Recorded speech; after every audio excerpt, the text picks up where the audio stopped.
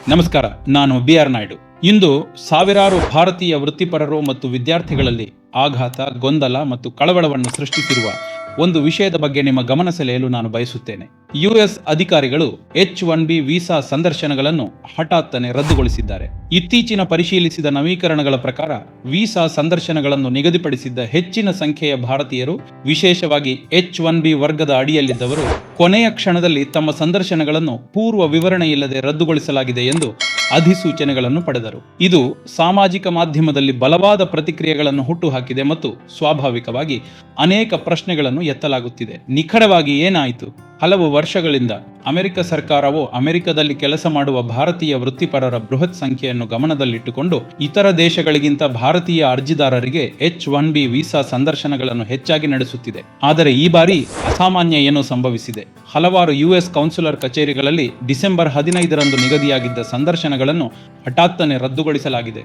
ಅಮೆರಿಕದ ಈ ವಲಸೆ ವ್ಯವಸ್ಥೆಗಳಲ್ಲಿನ ಆಂತರಿಕ ನವೀಕರಣಗಳು ಸಂದರ್ಶನ ಸ್ಥಳಗಳ ಪ್ರಮುಖ ಪುನರ್ರಚನೆಗೆ ಕಾರಣವಾಗಿವೆ ಎಂದು ವರದಿಯಾಗಿದೆ. ಮುಂದಿನ ಲಭ್ಯವಿರುವ ಸಂದರ್ಶನದ ದಿನಾಂಕಗಳು 2026ರ ಮಾರ್ಚ್ ಮತ್ತು ಮೇ ತಿಂಗಳಲ್ಲಿ ಮಾತ್ರ ತೆರೆಯಬಹುದು ಎಂದು ಅಧಿಕಾರಿಗಳು ಈಗ ಸೂಚಿಸಿದ್ದಾರೆ. ಇದರರ್ಥ ಸಾವಿರಾರು ಅರ್ಜಿದಾರರು, IT ವೃತ್ತಿಪರರು, ಸಂಶೋಧಕರು, STEM ಪದವೀಧರರು ಮತ್ತು ನುರಿತ ಕೆಲಸಗಾರರು ಈಗ ದೀರ್ಘ ಮತ್ತು ಅನಿರೀಕ್ಷಿತ ವಿಳಂಬವನ್ನು ಎದುರಿಸುತ್ತಿದ್ದಾರೆ. ಏಕೆ ರದ್ದುಗೊಳಿಸಲಾಯಿತು? ಎಲ್ಲರೂ ಕೇಳುತ್ತಿರುವ ಪ್ರಶ್ನೆ ಇದು, ಮತ್ತು ಪ್ರಸ್ತುತ ಪರಿಶೀಲಿಸಿದ ಮಾಹಿತಿಯು ಸೂಚಿಸುವುದು ಇಲ್ಲಿದೆ. 1. ಬಾಕಿ ಇರುವ ವೀಸಾ ಅರ್ಜಿಗಳ ಭಾರೀ ಬಾಕಿ. H-1B ಮತ್ತು ಪ್ರವಾಸಿ ವೀಸಾಗಳು ಸೇರಿದಂತೆ ಅನೇಕ US ವೀಸಾಗಳು ಸಾಂಕ್ರಾಮಿಕ ರೋಗದ ನಂತರ ಬೃಹತ್ ಬಾಕಿಯನ್ನು ತಲುಪಿವೆ. ಸಿಂಧುತ್ವ ಅವಧಿ ಮುಗಿದ ಅರ್ಜಿಗಳು ಇನ್ನೂ ಬಾಕಿ ಉಳಿದಿವೆ. ಇದು ವ್ಯವಸ್ಥೆಯ ಮೇಲೆ ಒತ್ತಡವನ್ನು ಸೃಷ್ಟಿಸುತ್ತದೆ. 2. ನವೀಕರಿಸಿದ US ವಲಸೆ ನೀತಿಗಳ ಅಡಿಯಲ್ಲಿ ಕಠಿಣ ವೀಸಾ ನಿಯಮಗಳು. US-ನಲ್ಲಿ ಇತ್ತೀಚಿನ ರಾಜಕೀಯ ನಿರ್ಧಾರಗಳು ಕೆಲಸದ ವೀಸಾಗಳ ಮೇಲಿನ ಪರಿಶೀಲನೆಯನ್ನು ಬಿಗಿಗೊಳಿಸಿವೆ. ನಿರ್ದಿಷ್ಟವಾಗಿ H-1B ಮತ್ತು F-1 ವೀಸಾಗಳು ಈಗ ನಿಕಟ ಪರಿಶೀಲನೆಯಲ್ಲಿವೆ. 3.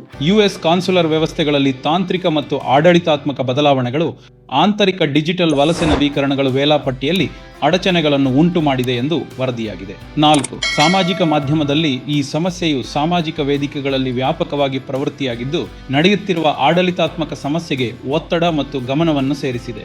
ಮೂಲಗಳ ಪ್ರಕಾರ ಆಡಳಿತಾತ್ಮಕ ನವೀಕರಣಗಳು, ಸಿಸ್ಟಮ್ ಬ್ಯಾಕ್ಲಾಗ್ ಮತ್ತು ನೀತಿ ಬಿಗಿಗೊಳಿಸುವೆಯ ಸಂಯೋಜನೆಯು ಹಠಾತ್ ರದ್ದತಿಗೆ ಕಾರಣವಾಗಿದೆ. ಭಾರತೀಯ ಅರ್ಜಿದಾರರಿಗೆ ಇದರ ಅರ್ಥವೇನು?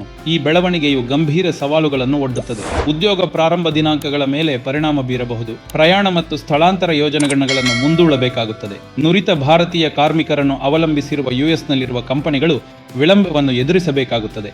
F-1ನಿಂದ H-1Bಗೆ ಪರಿವರ್ತನೆಗೊಳ್ಳುವ ವಿದ್ಯಾರ್ಥಿಗಳು ಅನಿಶ್ಚಿತತೆಯನ್ನು ಅನುಭವಿಸುತ್ತಾರೆ. ಅನೇಕ ಕುಟುಂಬಗಳಿಗೆ ಇದು ಕೇವಲ ವೀಸಾ ಸಮಸ್ಯೆಯಲ್ಲ, ಇದು ಜೀವನೋಪಾಯದ ಸಮಸ್ಯೆಯಾಗಿದೆ.